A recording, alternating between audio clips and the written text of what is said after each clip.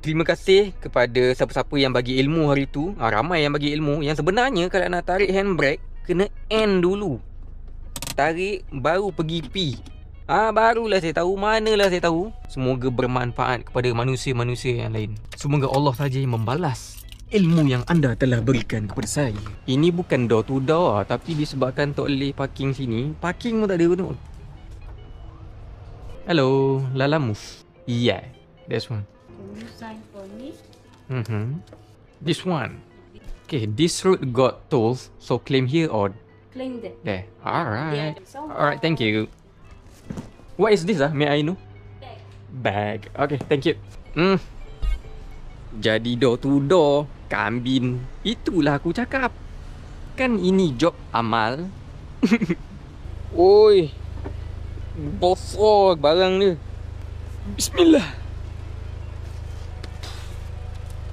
Tu dia, tak pasal-pasal jadi door to door service. Aku yang kena angkut bosor belakang tu. Tapi tadi disebabkan tak ada tempat parking.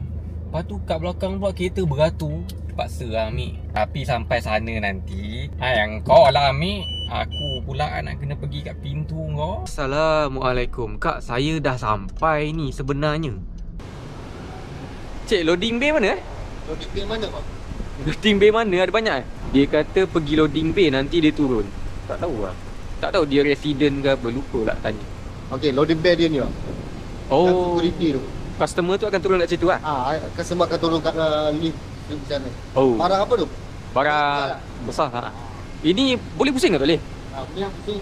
Boleh kalau keluar boleh. Keluar apa tu? Nanti keluar je. Keluar je. Nanti abang buka. Okay. Okay, nasi bang.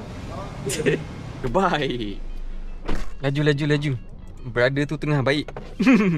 So we'll piss off the neighbours. Oops. Oh, okay bang. Thank you. Alright. Terbaik lah brother tu. Kiu. Cukuruku. End dulu baru tarik. Okay. Jangan nak rosakkan gearbox kau. Kau dah lah buat Lalamove 100 satu hari.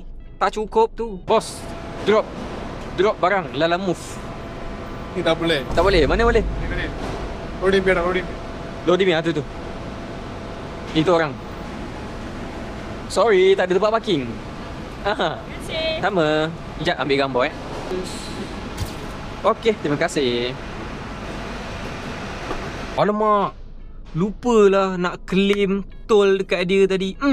Alhamdulillah untuk order tadi kita dapat RM16.15. Okeylah. Tapi aku lupalah nak claim tol dekat dia sebab mungkin agak busy tadi. Tapi tol RM1.85 je. Tak apalah, kita buat kerja amal hari ni. Kita